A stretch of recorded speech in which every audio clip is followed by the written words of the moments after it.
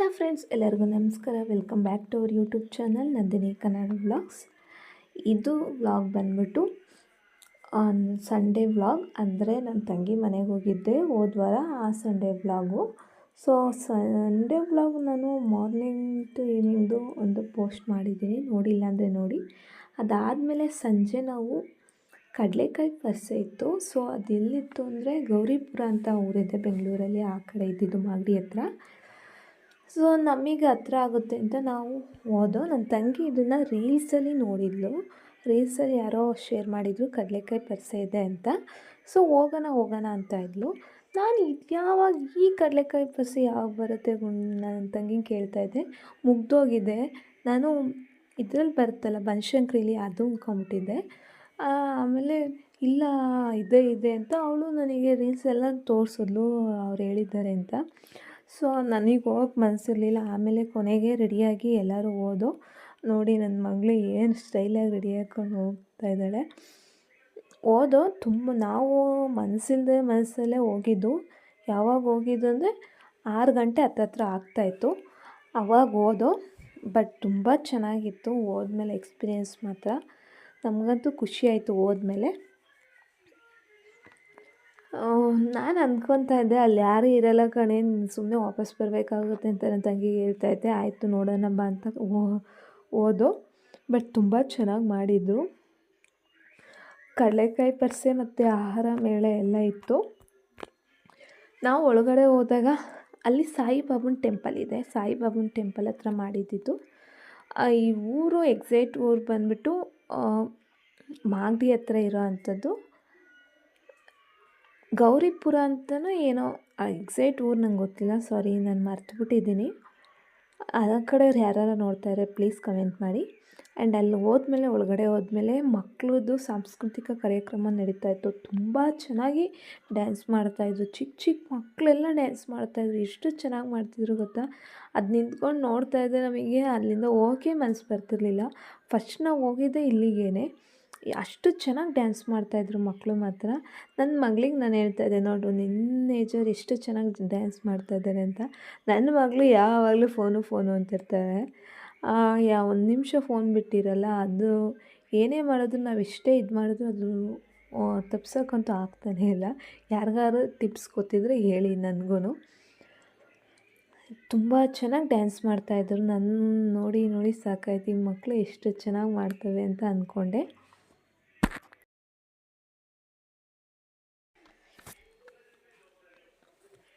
ಇನ್ನೂ 1-2 ಸಾಂಗು ನಾನು ಶೂಟ್ ಮಾಡಿಲ್ಲ.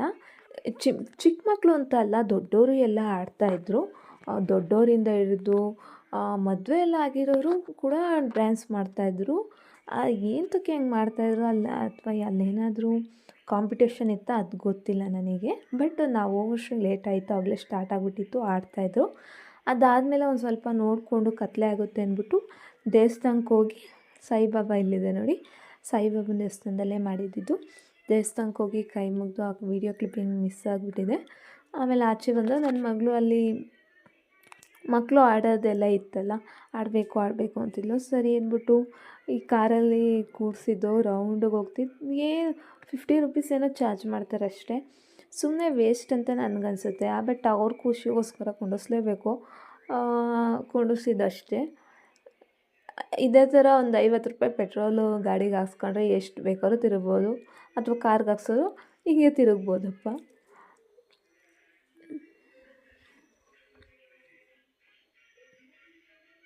ಆದರೂ ನನ್ನ ಮಗಳು ಖುಷಿ ನೋಡಿ, ಅದರ ಮುಂದೆ ಏನೂ ಅಲ್ಲ ಅಂತ ಅನ್ನಿಸುತ್ತೆ ಅಷ್ಟೇ ಒಂದೊಂದ್ಸರಿ. ಅದೆಲ್ಲ ಮುಗಿಸ್ಕೊಂಡು ಇನ್ನೊಂದೆರಡು ಆಟ ಆಡಿದ್ಲು, ಅದನ್ನು ಶೂಟ್ ಮಾಡಿಲ್ಲ. ಮತ್ತು ಈ ಕಡೆ ಬಂದು ಇನ್ನು ಡ್ಯಾನ್ಸ್ ಆಡ್ತಾಯಿದ್ರು. ತುಂಬ ಚೆನ್ನಾಗಿ ಆಡ್ತಿದ್ರು. ಎಷ್ಟು ಚೆನ್ನಾಗಿ ಆಡ್ತಿದ್ರು ನನಗೆ ಡ್ಯಾನ್ಸ್ ಆಡಬೇಕು ಅನಿಸ್ತಿತ್ತು ಅವರು ಆಡ್ತಿರೋದು ನೋಡಿ. ಅಷ್ಟು ಚೆನ್ನಾಗಿ ಆಡ್ತಿದ್ರು ಮಕ್ಳುಗಳು. ಡ್ಯಾನ್ಸ್ ಇಂಟ್ರೆಸ್ಟ್ ಇರೋರು ಮಾತ್ರ ಸಖತ್ತಾಗಿ ಆಡ್ತಾರೆ. ಬಟ್ ನಮಗೆ ಅವಾಗೆಲ್ಲ ಚಿಕ್ಕ ವಯಸ್ಸಲ್ಲಿ ಸ್ಕೂಲಲ್ಲಿ ಡ್ಯಾನ್ಸ್ ಹೇಳ್ಕೊಟ್ಟಿದ್ದು ಬಿಟ್ಟರೆ ಹಿಂಗೆ ಬೇರೆ ಕಡೆ ಡ್ಯಾನ್ಸ್ ಮಾಡಿಸಿರೋದು ಅಥವಾ ಡ್ಯಾನ್ಸ್ ಕ್ಲಾಸಿಗೆ ಹೋಗಿರೋದು ಅವೆಲ್ಲ ನೆನಪೇ ಇಲ್ಲ. ಅದಾದಮೇಲೆ ಆಹಾರ ಮೇಳ ಅಂತ ಇತ್ತು. ಆ ಡ್ಯಾನ್ಸೆಲ್ಲ ನೋಡಿಕೊಂಡು ಆಹಾರ ಮೇಳ ಅಂತ ಇತ್ತು. ಅಲ್ಲಿ ಬಂದು ಏನಾದರೂ ತಿನ್ನೋಣ, ಏನೇನಿದೆ ನೋಡೋಣ ಅಂತ. ಅಲ್ಲಿ ಪಿಜ್ಜಾ ಎಲ್ಲ ಇತ್ತು. Pizza, bajji, busy busy bajji, masala dosa, varieties of dosa ಇದ್ದು. ಆಮೇಲೆ ನೀರು ದೋಸೆ, ಏನೇನೋ ಇದ್ದು. ಇನ್ನೇನು ದೋಸೆ ನಾವು ಮನೇಲಿ ಯಾವಾಗಲೂ ತಿಂತಿರ್ತೀವಿ, ಅವೆಲ್ಲ ಬೇಜಾರು ಅಂದ್ಬಿಟ್ಟು ಏನಾರ ತಿನ್ನೋಣ ಅಂದ್ಬಿಟ್ಟು ನನ್ನ ಮಗಳು ಐಸ್ ಕ್ರೀಮ್ ಅಂತಿದ್ಲು, ಅದೊಂದು ತಕ್ಕೊಟ್ಟು. ಐಸ್ ಕ್ರೀಮು ಅವಳ ಫೇವ್ರೇಟು. ಅದಾದಮೇಲೆ ನನ್ನ ತಂಗಿ ನೀರು ದೋಸೆ ತಗೊಂಡ್ಳು. ನಾನೇನು ತಿನ್ನಲಿಲ್ಲ. ಅವಳು ಚೆನ್ನಾಗೈತೆ ಅಂತ ತಿಂತಿಲ್ಲ. ಬಟ್ ನನಗೇನು ಇಷ್ಟ ಆಗೋಲ್ಲ ನೀರು ದೋಸೆ. ನಂಗೆ ದೋಸೆ ಐಟಮ್ಸ್ ಯಾವ ಇಷ್ಟನೇ ಆಗೋಲ್ಲ. ಮನೇಲಿ ಯಾವಾಗಲೂ ತಿಂತಿರ್ತೀನಿ, ಇನ್ನೇನು ತಿನ್ನೋದು ಅಂತ. ಅದಾದಮೇಲೆ ಬಿಸಿ ಬಿಸಿ ಬಜ್ಜಿ ತೊಗೊಂಬಂದು ಕೊಟ್ಟರು ಅಣ್ಣ. ತಿಂತಾಯಿದ್ದು. ಬಜ್ಜಿ ಚೆನ್ನಾಗಿತ್ತು. ಆಹಾರ ಮಾಡಿದ್ರೆ ನಾವು ಹೋಗೋಷ್ಟಿಗೆ ಎಲ್ಲ ಆಲ್ಮೋಸ್ಟ್ ಆಲ್ ಎಲ್ಲ ಖಾಲಿ ಆಗಿಬಿಟ್ಟಿದ್ರು ಜನ. ಟೈಮ್ ಆಗ್ತಿತ್ತು. ನಾವು ತಿಂದ್ಬಿಟ್ಟು ಮುಗಿಸ್ಕೊಂಡು ಬಂದೋ ಎಲ್ಲ.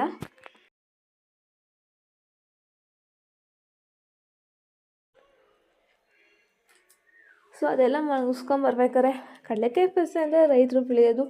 ಹಸುಗಳ್ನೆಲ್ಲ ಅಲ್ಲಿ ಕಟ್ಟಿ ಮತ್ತು ಇದು ಹುಲ್ಲಲ್ಲಿ ಗುಡಿಸ್ಲು ಥರ ಎಲ್ಲ ಹಾಕಿದ್ದು ತುಂಬ ಚೆನ್ನಾಗಿ ಮಾಡಿದ್ದು ತಿನ್ನ. ಇದು ಏನಕ್ಕೆ ಮಾಡ್ತಿದ್ರು ಅಂತ ಗೊತ್ತಿಲ್ಲ. ಬಟ್ ನನಗೆ ಗೊತ್ತಿದ್ದ ಪ್ರಕಾರ ಕಡಲೆಕಾಯಿ ಪರ್ಸೆ ಬನಶಂಕರಿಲ್ಲ ಎಲ್ಲ ಬೆಂಗಳೂರಲ್ಲಿ ಅನಿಸುತ್ತೆ ನಡೆಯುತ್ತೆ. ಅದು ನಡೆಯೋದು ನವೆಂಬರ್ ಡಿಸೆಂಬರ್ ತಿಂಗಳಲ್ಲಿ. ಆ್ಯಂಡ್ ಮಲ್ಲೇಶ್ವರಮಲ್ಲೂ ನಡೆಯುತ್ತೆ ಅನಿಸುತ್ತೆ ಒಂದೊಂದು ಸರಿ. ಅಷ್ಟು ಗೊತ್ತಿಲ್ಲ ನನಗೆ. ನಾನು ಮಲ್ಲೇಶ್ವರಂ ಪಕ್ಕ ಇದ್ದರೂ ಗೊತ್ತಿಲ್ಲ ನನಗೆ. ಬಟ್ ಬೇರೆ ಕಡೆ ಬನಶಂಕರಿ ಆ ಕಡೆ ನಡೆಯೋದು ಗೊತ್ತು.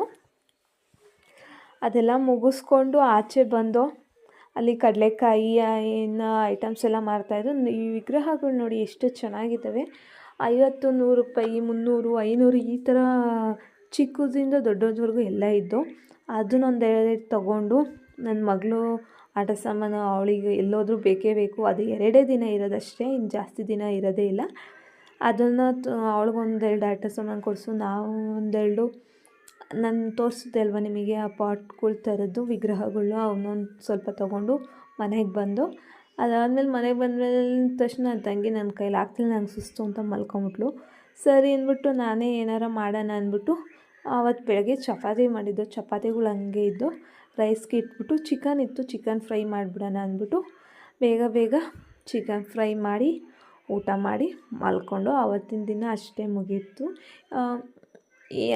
ಏನೇನು ತಂದಿದ್ದು ಅಂದರೆ ಅಲ್ಲಿಂದ ಇನ್ನೇನು ಕಡಲೆಕಾಯಿ ಪರ್ಸೆಗೆ ಹೋಗಿ ಕಡಲೆಕಾಯಿ ತರ್ತಾರೆ ನನ್ನ ಮಗಳು ಆಟ ಸಾಮಾನು. ಆ್ಯಂಡ್ ಆ ಕೃಷ್ಣನ ವಿಗ್ರಹಗಳು, ಒಂದು ಬುದ್ಧ ಸ್ಟ್ಯಾಚ್ಯೂ ಆ್ಯಂಡ್ ಪಾಟ್ ತರೋದು ಒಂದೆರಡು ತೊಗೊಂಡು ಬಂದಿದ್ದು. ಇನ್ನೇನು ತೊಗೊಳ್ಳಿಲ್ಲ ಅಲ್ಲಿ ಜಾಸ್ತಿ. ಸೊ ಅವತ್ತಿನ ವೀಡಿಯೋ ಇಷ್ಟೇ ಫ್ರೆಂಡ್ಸ್. ಈ ವಿಡಿಯೋ ಇಷ್ಟ ಇದೆ ಪ್ಲೀಸ್ ಲೈಕ್ ಮಾಡಿ, ಶೇರ್ ಮಾಡಿ ಆ್ಯಂಡ್ ಕಮೆಂಟ್ ಮಾಡಿ. ಇನ್ನು ಯಾರೆಲ್ಲ ನನ್ನ ಚಾನಲ್ನ ಸಬ್ಸ್ಕ್ರೈಬ್ ಆಗಿಲ್ಲ ಪ್ಲೀಸ್ ಸಬ್ಸ್ಕ್ರೈಬ್ ಮಾಡ್ಕೊಳ್ಳಿ ಆ್ಯಂಡ್ ಸಪೋರ್ಟ್ ಮಾಡಿ. Thank you so much. ಹೀಗೆ ನಿಮ್ಮ ಸಪೋರ್ಟ್ ಯಾವಾಗಲೂ ನಮ್ಮ ಮೇಲೆ ಇರಲಿ ಅಂತ ಕೇಳ್ಕೊತೀನಿ. Thank you so much. Bye. Next ವಿಡಿಯೋದಲ್ಲಿ ಸಿಗೋಣ.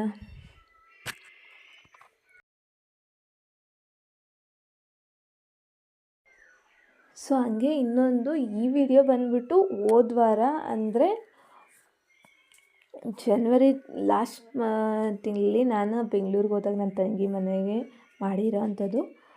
ಕನ್ಫ್ಯೂಸ್ ಆಗ್ಬೋದು, ಇದೇನು ಮೊನ್ನೆ ಎಲ್ಲ ಆಗಲೇ ನಿಮ್ಮ ತಂಗಿ ಬಂದಿದ್ದಾರೆ ಅಂತ ಎಲ್ಲ.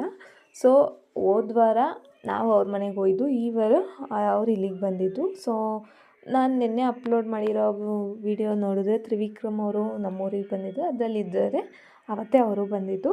ಸೊ ಕನ್ಫ್ಯೂಸ್ ಆಗ್ಬೋದು, ಕನ್ಫ್ಯೂಸ್ ಎಲ್ಲ ಮಾಡ್ಕೊಂಬಿಡಿ. ಯಾಕೆಂದರೆ ನನಗಿದು ಎಡಿಟ್ ಮಾಡೋಕ್ಕೆ ಟೈಮ್ ಇರಲಿಲ್ಲ, ಅದಕ್ಕೋಸ್ಕರ ಎಡಿಟ್ ಮಾಡಲಿಲ್ಲ. ಇನ್ನೂ ತುಂಬ ವೀಡಿಯೋಸ್ ಇದ್ದಾವೆ, ಅವೆಲ್ಲ ಎಡಿಟ್ ಮಾಡೋಕ್ಕೆ ಟೈಮೇ ಇಲ್ಲ. ಆದಷ್ಟು ನಾನು ಟೈಮ್ ಮಾಡಿಕೊಂಡು ಮಾಡ್ತಾಯಿದ್ದೀನಿ. ಇದೇ ರೀತಿ ಸಪೋರ್ಟ್ ಮಾಡ್ತಾಯಿರಿ ನನಗೆ. Thank you so much. ಇನ್ನು ನನ್ನ ಚಾನಲ್ನ ಪ್ಲೀಸ್ ಸಬ್ಸ್ಕ್ರೈಬ್ ಮಾಡ್ಕೊಳ್ಳಿ. ಚಾನಲ್ ವ್ಯೂಸ್ ಬರ್ತಾಯಿದೆ, ಬಟ್ ಸಬ್ಸ್ಕ್ರೈಬ್ಸ್ ಮಾತ್ರ ಬರ್ತಾಯಿಲ್ಲ. ಪ್ಲೀಸ್ ಸಬ್ಸ್ಕ್ರೈಬ್ ಮಾಡ್ಕೊಳ್ಳಿ. ಇನ್ನು ನಾನು ಹೊಸ ನ್ಯೂ ಕಂಟೆಂಟ್ಗೋಸ್ಕರ ಹೊಸ ವೀಡಿಯೋ ಮಾಡೋಕ್ಕೆ ನನಗೂ ಕೂಡ ಸ್ವಲ್ಪ ಹೆಲ್ಪ್ ಆಗುತ್ತೆ. ನಾನು ಹೊಸ ವೀಡಿಯೋಸ್ ಮಾಡಬೇಕು ಅಂತ ಒಂದು ಲೀಸ್ಟ್ ಮಾಡ್ಕೊಂಡಿದ್ದೀನಿ. ಸಪೋರ್ಟ್ ಮಾಡಿ.